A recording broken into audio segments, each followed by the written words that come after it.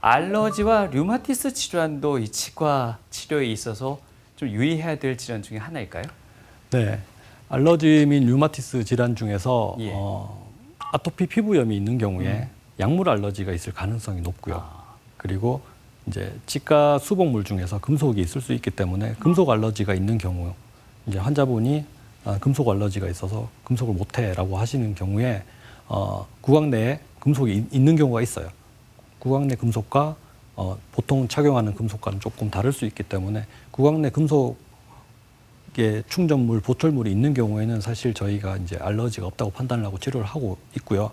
만약에 구강 내 충전물이 없는 경우에 알러지를 일으킬 수도 있기 때문에 이런 알러지 테스트를 시행하고 해야 됩니다. 네. 그리고 약물 알러지가 있는데요.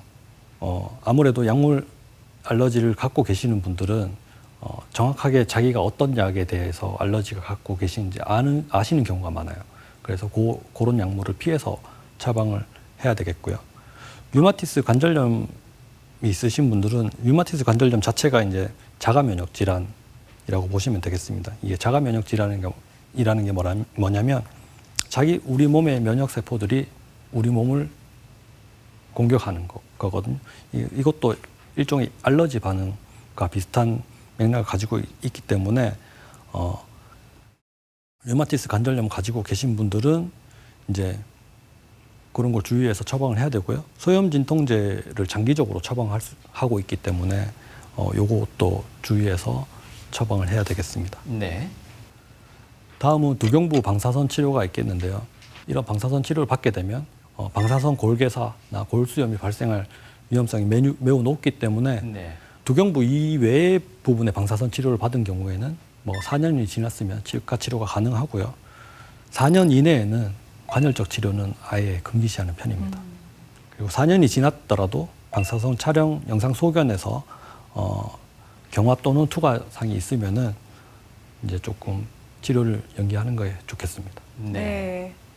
네, 임신과 모유 수유는 질환은 아니지만 임신을 하고 모유 수유를 하는 단계에서 치과 치료를 받아도 되는지에 대해 궁금해하시는 분들이 많아서 준비를 했고요. 네. 임신 같은 경우에는 임신 중기 단계에서 치과 치료를 해야 되고요.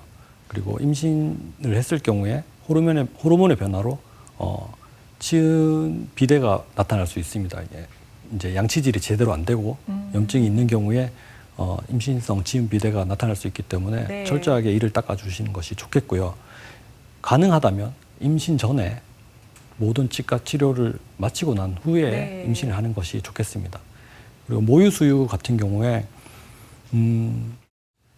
대부분의 치과 치료는 크게 상관이 없는데 이제 치과 치료를 받은 이후에 약을 드셔야 하는 경우 이게 모유를 통해서 전달이 될 수 있기 때문에 모유 수유를 하고 계시는 경우이고 치과 치료에 약을 드셔야 하는 경우이다. 그러면 치과 치료 전에 최대한 이제 모유를 먼저 만들어 놓으신 상태에서 약을 드시는 기간 동안에 최대한 그걸로 대체를 하는 편이 좋고요.